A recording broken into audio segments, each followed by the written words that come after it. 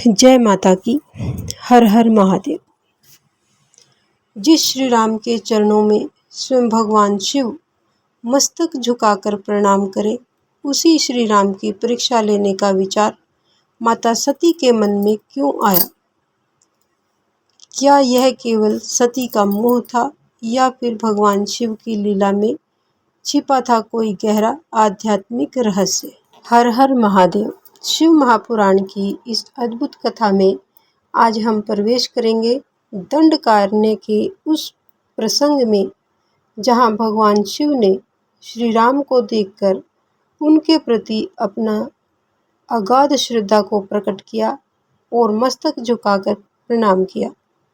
लेकिन जब माता सती ने यह दृश्य देखा तो उनके मन में एक प्रश्न और मोह उत्पन्न हुआ कि यदि श्री राम स्वयं परमात्मा है तो वे अपनी पत्नी सीता के वियोग में इतना व्याकुल क्यों हैं? भगवान शिव ने सती के मन की शंका को समझाते हुए उन्हें श्री राम के स्वरूप का गूढ़ रहस्य बताया और उनकी इच्छा के अनुरूप श्री राम की परीक्षा लेने की अनुमति दी।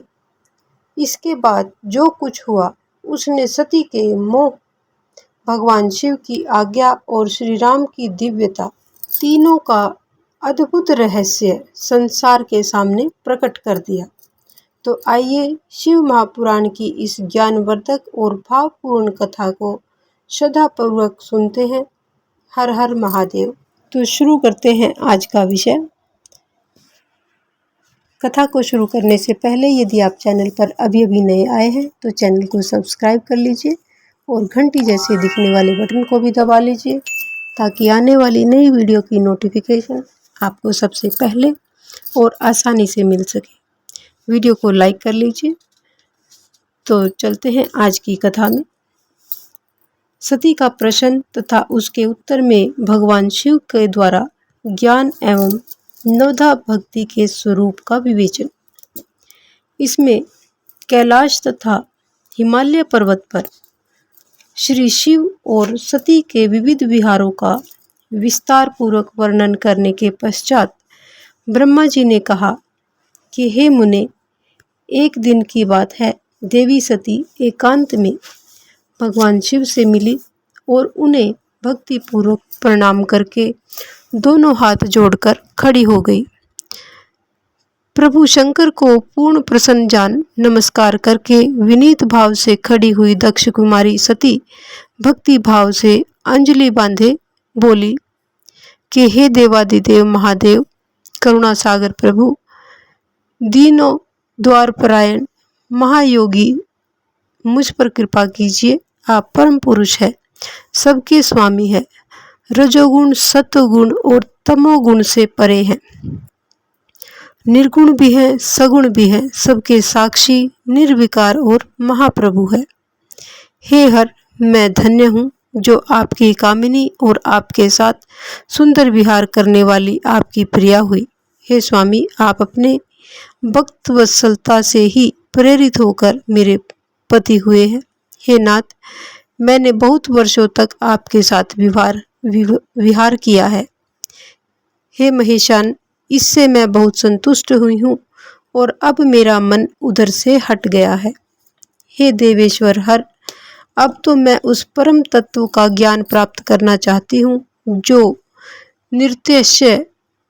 निरतिशय सुख प्रदान करने वाला है तथा जिसके द्वारा जीव संसार सुख से अनायास ही उद्धार पा सकते हैं। हे नाथ, जिस कर्म का अनुष्ठान करके विषयी जीव भी परम पद को प्राप्त कर ले और संसार बंधन में न बंधे, उसे आप बताइए, मुझ पर कृपा कीजिए। इस पर ब्रह्मा जी कहते हैं कि हे मुनि, इस प्रकार आदिशक्ति महेश्वरी सती ने केवल जीवों के उद्धार के लिए जब उत्तम भक्ति भाव के साथ भगवान शंकर से प्रश्न किया, तब उनके इस प्रश्न को सुनकर स्वेच्छा से शरीर धारण करने वाले तथा योग के द्वारा भोग से विरक्त चित्त वाले स्वामी शिव ने अत्यंत प्रसन्न होकर सती को इस प्रकार कहा कि हे देवी दक्ष नंदिनी महेश्वरी, सुनो, मैं उसी परम तत्व का वर्णन करता हूँ जिसने जिससे वासनाबद्ध जीव तत्काल मुक्त हो सकता है। हे परमेश्वरी, तुम विज्ञान को परम तत्व जानो। विज्ञान वह है जिसके उदय होने पर मैं ब्रह्मा हूँ, ऐसा दृढ़ निश्चय हो जाता है।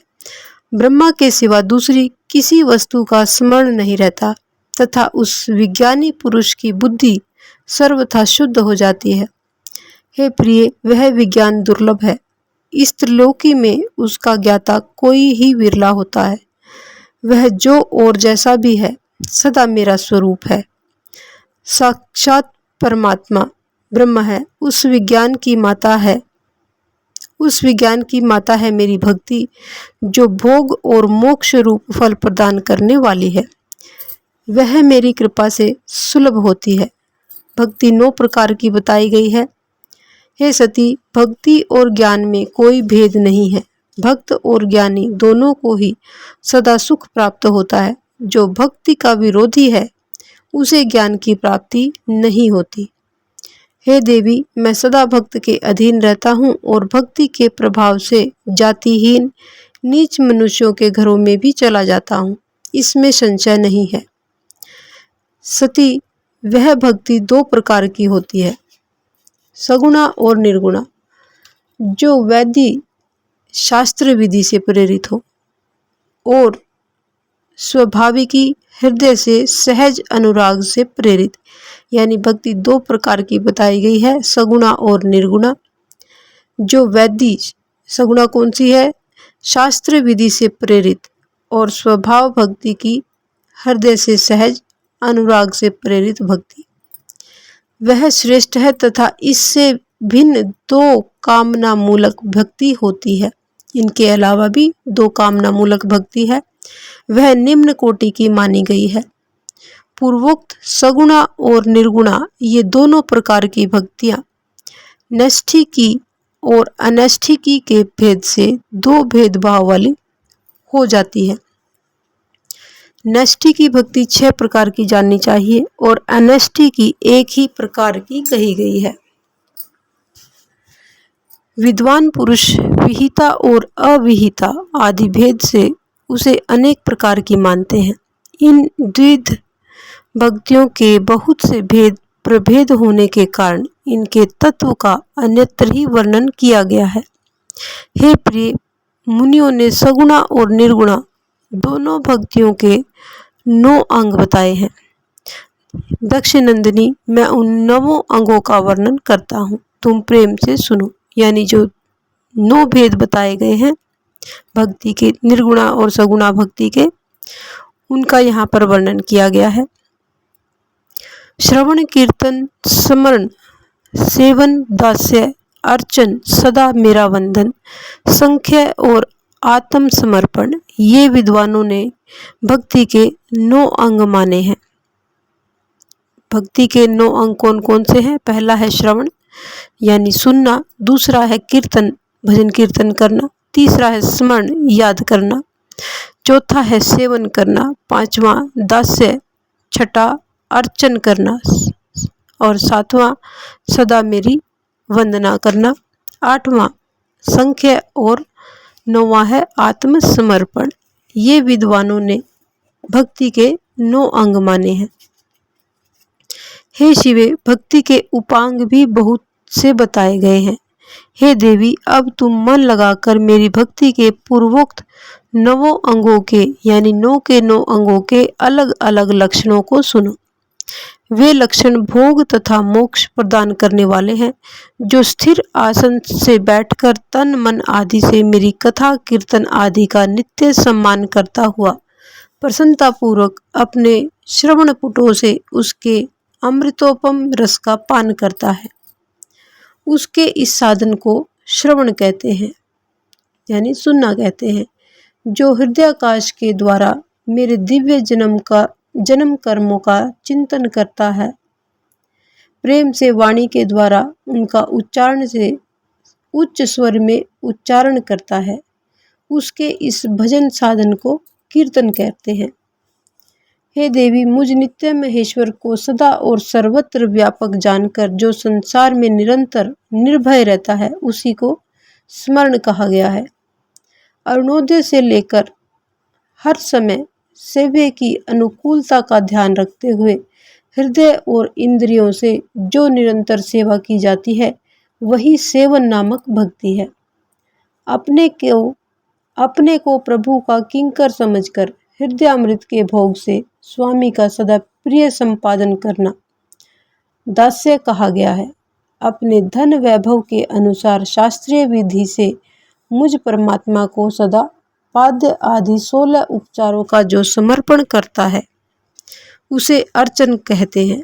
मन से ध्यान और वाणी से वंदनात्मक मंत्रों के उच्चारण पूर्वक 8 अंगों से भूतल का स्पर्श करते हुए जो इष्ट देव को नमस्कार किया जाता है उसे वंदन कहते हैं।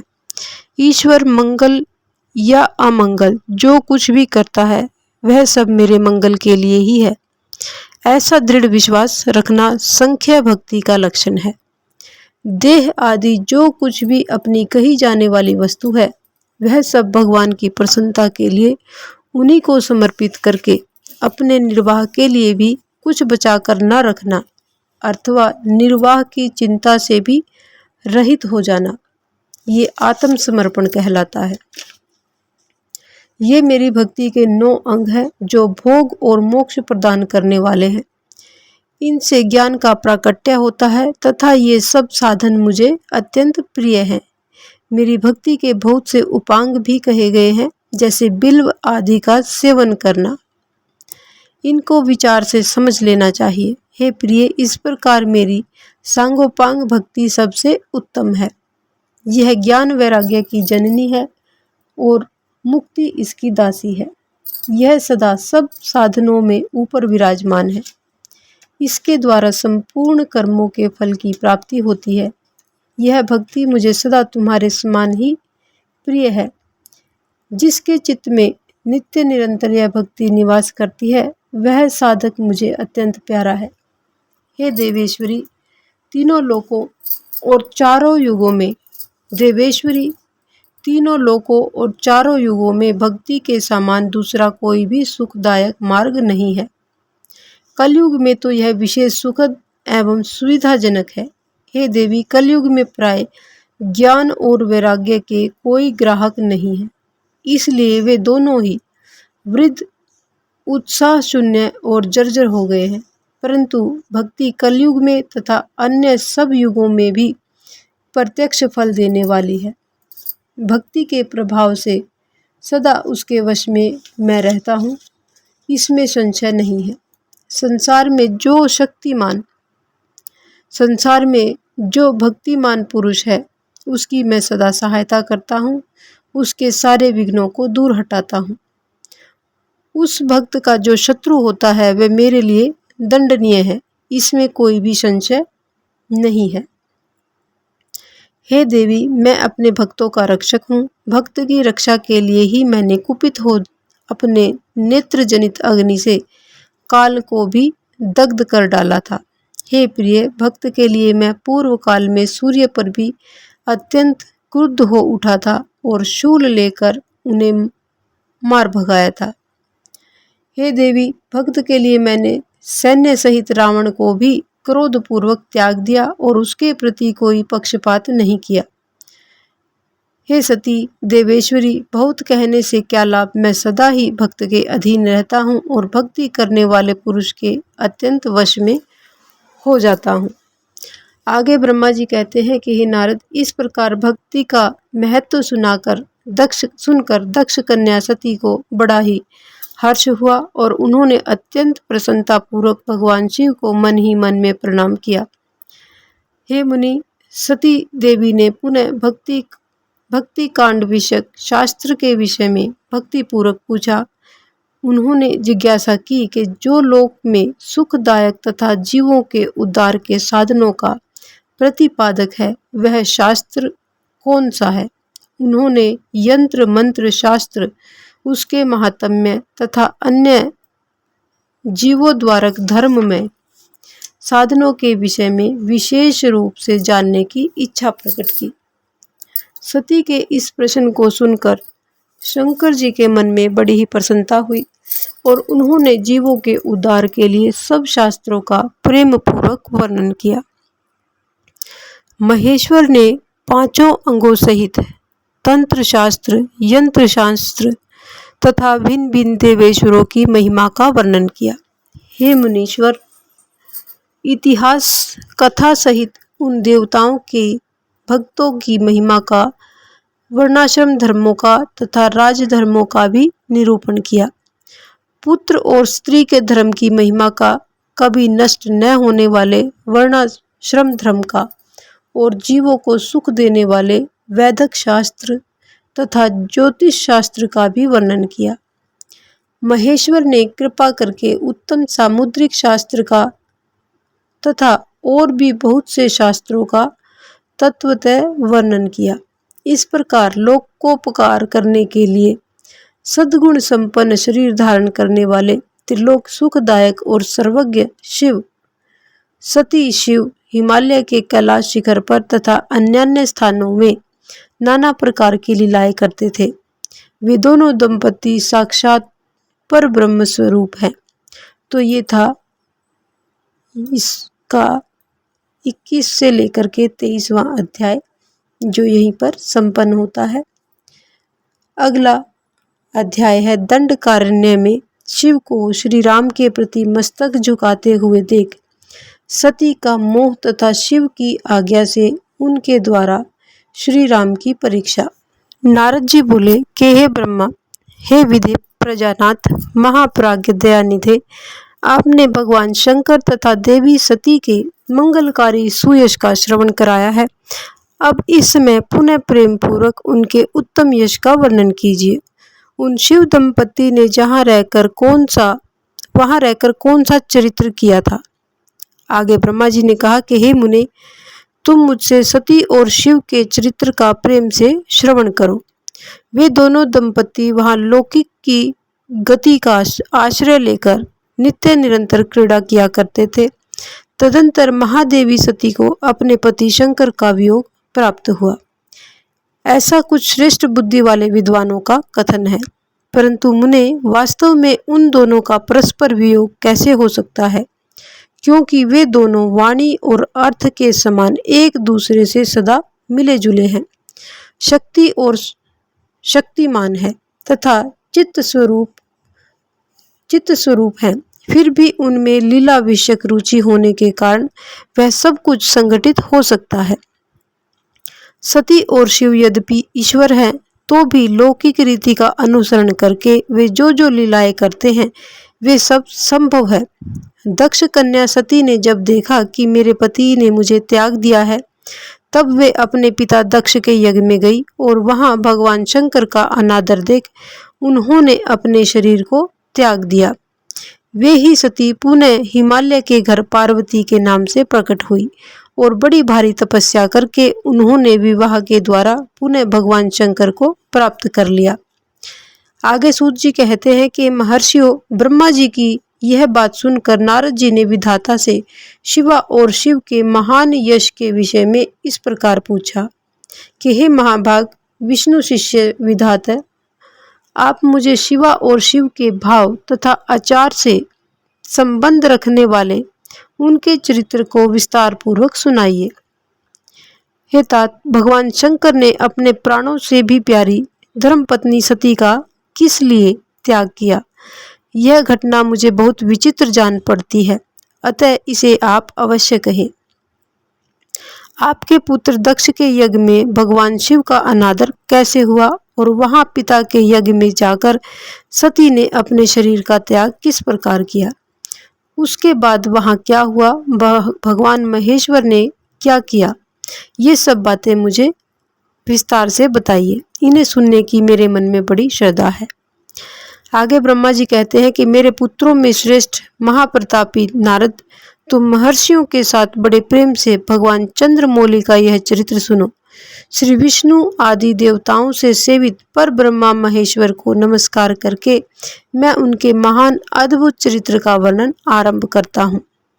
हे मुने, यह सब भगवान शिव की लीला ही है वे प्रभु अनेक प्रकार की लीला करने वाले स्वतंत्र और निर्विकार हैं।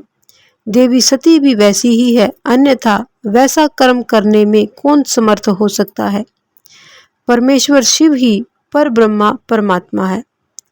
एक समय की बात है, तीनों लोकों में विचरने वाले लीला विशारद भगवान रुद्र सती के साथ बैल पर आरूढ़ होकर इस भूतल पर भ्रमण कर रहे थे। घूमते घूमते वे दंडकारण्य में आए। वहां उन्होंने लक्ष्मण सहित भगवान श्री राम को देखा, जो रावण के द्वारा छल पूर्वक हरी गई अपनी प्यारी पत्नी सीता की खोज कर रहे थे। वे हा सीता ऐसा उच्च स्वर में पुकारते, जहां तहां देखते और बारंबार रोते थे। उनके मन में विरह का आवेश छा गया था। सूर्यवंश में उत्पन्न वीर भूपाल दशरथ नंदन भरताग्रज श्री राम आनंद रहित होकर के लक्ष्मण के साथ वन में भ्रमण कर रहे थे और उनकी कांति फीकी पड़ गई थी। उस समय उदार चेता पूर्ण काम भगवान शंकर ने बड़ी ही प्रसन्नता के साथ उन्हें प्रणाम किया और जय जयकार करके वे दूसरी ओर चल दिए। भक्त वत्सल शंकर ने उस विषय में श्री राम के सामने अपने आप को प्रकट नहीं किया। भगवान शिव की मोह में डालने वाली ऐसी लीला को देखकर सती को बड़ा ही विस्मय हुआ। वे उनकी माया से मोहित हो उनसे इस प्रकार बोली कि हे देवेश, हे सर्वेश, पर ब्रह्मा परमेश्वर, ब्रह्मा विष्णु आदि सब देवता आपकी ही सदा सेवा करते हैं। आप ही सबके द्वारा प्रणाम करने योग्य हैं। सबको आपका ही सर्वदा सेवन और ध्यान करना चाहिए। वेदांत शास्त्र के द्वारा यत्न पूर्वक जानने योग्य निर्विकार परम प्रभु आप ही हैं। हे नाथ, ये दोनों पुरुष कौन हैं? इनकी आकृति विरह व्यथा से व्याकुल दिखाई देती है। ये दोनों धनुर्धर वीर वन में विचरते हुए क्लेश के भागी और दीन हो रहे हैं। इनमें जो ज्येष्ठ है उसकी अंग कांति नीलकमल के समान श्याम है। उसे देखकर किस कारण से आप आनंद विभोर हो उठे थे? आपका चित्त क्यों अत्यंत प्रसन्न हो गया था? आप इस समय भक्त के समान विनम्र क्यों हो गए थे?